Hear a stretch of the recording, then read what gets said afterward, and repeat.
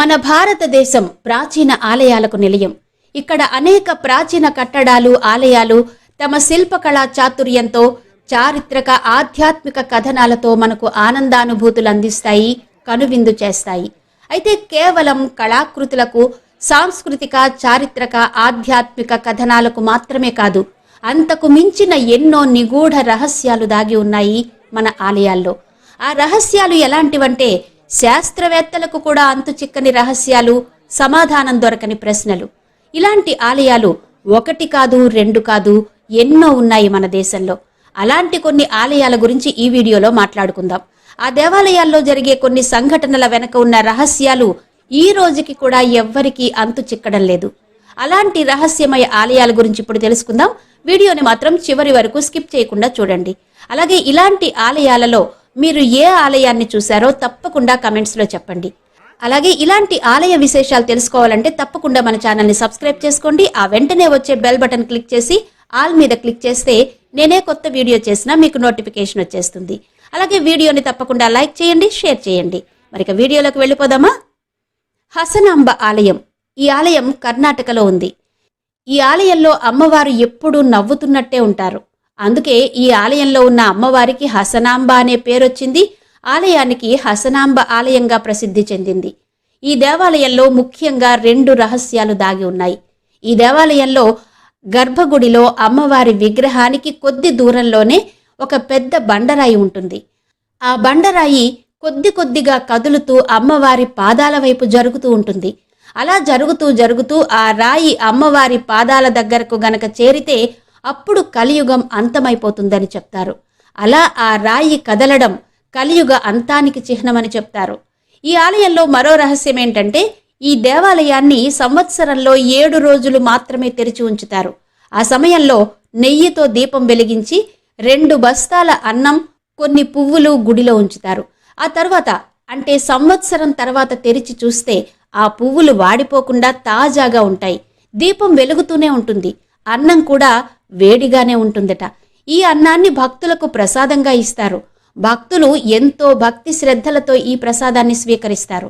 ఇక ఈ వరుసలో చెప్పుకోవలసిన మరో ఆలయం నాచ్యార్ కోవిల్.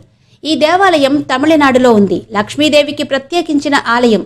అయితే ఇందులో శ్రీ మహావిష్ణువు కూడా కొలువు తీరి ఉంటారు. ఈ ఆలయంలో సంవత్సరంలో ఒకసారి గరుడ పూజను నిర్వహిస్తారు. ఈ పూజ కోసం గరుడ విగ్రహాన్ని ఆలయ గర్భగుడిలో నుంచి బయటకు తీసి ఊరేగిస్తారు. అయితే బయటకు తీసిన తర్వాత ఈ విగ్రహం బరువు పెరిగిపోతూ ఉంటుంది. అంటే గర్భగుడిలో ఉండే విగ్రహాన్ని మొయ్యడానికి 4 సరిపోతే విగ్రహం బయటకు తీసుకొచ్చాక కొద్ది కొద్దిగా ఊరేగింపు జరుగుతూ ఉండగా క్రమక్రమంగా విగ్రహం బరువు పెరుగుతూ పోయి సుమారు 32 మంది మొయ్యవలసినంతగా బరువు పెరిగిపోతుంది. అలాగే గరుడ విగ్రహానికి విపరీతంగా చెమటలు పట్టి గరుడునికి ధరింపచేసిన బట్టలన్నీ తడిసిపోతాయి. ఇలా ఎందుకు జరుగుతుందో ఎవ్వరికీ తెలియడం లేదు. ఇక ఈ వరుసలో తర్వాత చెప్పుకోవలసిన ఆలయం యాగంటి ఉమామహేశ్వర ఆలయం. ఇది ఆంధ్రప్రదేశ్లోని కర్నూలు జిల్లాలో ఉంది. ఇందులో ఎన్నో రహస్యాలు దాగి ఉన్నాయి. ముఖ్యంగా నంది విగ్రహం. యాగంటి నంది అనగానే అందరికీ తెలిసిన విషయం ఆ నంది విపరీతంగా పెరిగిపోతుందని.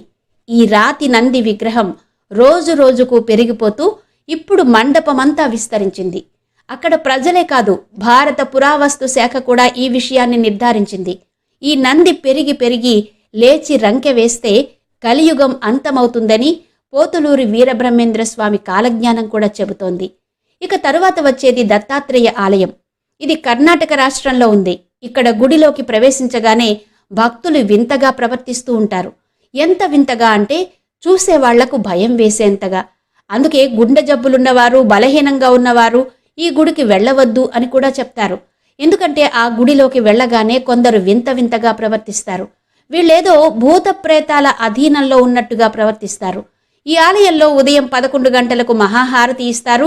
ఈ సమయం దుష్టశక్తి అధీనంలోకి వచ్చే సమయమని, కాబట్టి అలా చేస్తే వారి దుష్టశక్తులన్నీ కూడా పోతాయని చెప్తారు. ఈ ఆలయంలో ఒకరితో ఒకరు మాట్లాడుకోవడం నిషిద్ధం. అసలు ఈ ఆలయానికి వచ్చిన తర్వాత భక్తులు ఎందుకు ఇలా ప్రవర్తిస్తారు అన్నది తెలుసుకోవడానికి దేశ విదేశాల నుంచి చాలామంది శాస్త్రవేత్తలు వచ్చి ఈ ఆలయాన్ని దర్శించుకున్నారు. కానీ దీని వెనకున్న మర్మమేంటో మాత్రం ఇప్పటికీ తెలియలేదు. ఇక ఈ వరుసలో చెప్పుకోవలసిన మరో ఆలయం కైలాస మందిరం. మహారాష్ట్రలోని ఔరంగాబాద్కు 50 కిలోమీటర్ల దూరంలో 32 ఎల్లోరా గుహల్లోని 16వ గుహలో ఉంది ఈ ఆలయం. రాళ్లు, సిమెంట్ వంటివి ఏవి ఉపయోగించకుండా కేవలం రాతి కొండను ఆలయంగా మలచడం దీని ప్రత్యేకత. పైగా దీన్ని కొండ దిగువ భాగం నుంచి కాకుండా పై భాగం నుంచి క్రిందికి చెక్కుకుంటూ వెళ్లడం మరో అద్భుతం. అయితే ఈ ఆలయాన్ని ఎవరు నిర్మించారు, ఎందుకు నిర్మించారు అన్నది ఇప్పటికీ రహస్యమే. భూగర్భంలో ఉన్న ఈ ఆలయం క్రింద మరో భూగర్భ నగరం ఉందని, అందులో అనేక గుహలున్నాయని, అందులో చాలా గుహలు అంతులేని రహస్యాలకు నెలవని, ఎందుకంటే వాటి లక్షణాలు చూస్తే ఇవి మానవ మాతృలు నిర్మించడం సాధ్యం కాదని, ఏలియన్స్ నిర్మించారని ఇలా చాలా వాదనలే వినబడతాయి. ఇది యునెస్కో వారిచే ప్రపంచ వారసత్వ సంపదగా గుర్తింపు పొందింది.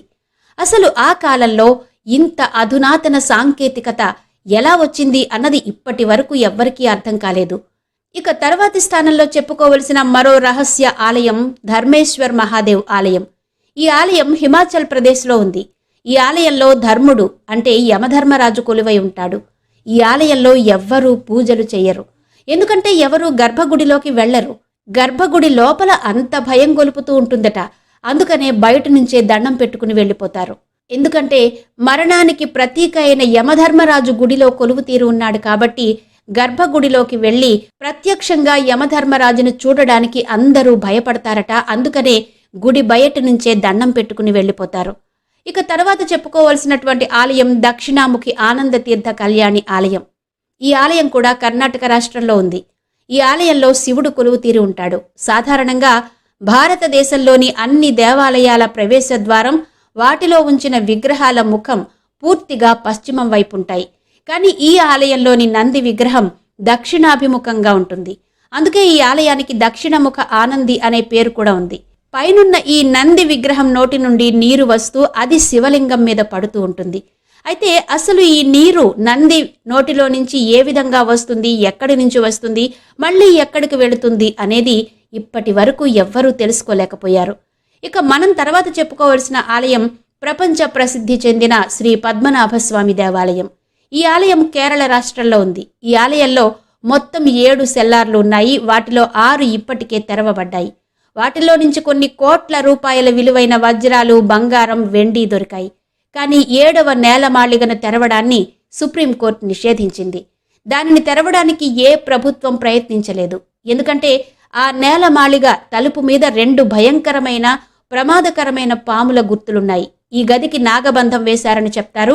అందుకే ఇప్పటి వరకు ఆ గదిని తెరవలేకపోయారు. ఇక మరో రహస్యమయ ఆలయం మెహందీపూర్ బాలాజీ ఆలయం. ఇది రాజస్థాన్ రాష్ట్రంలో ఉంది. పేరుకు బాలాజీ అయినా ఈ ఆలయంలో బాల హనుమంతుడు కొలువు తీరి ఉంటాడు.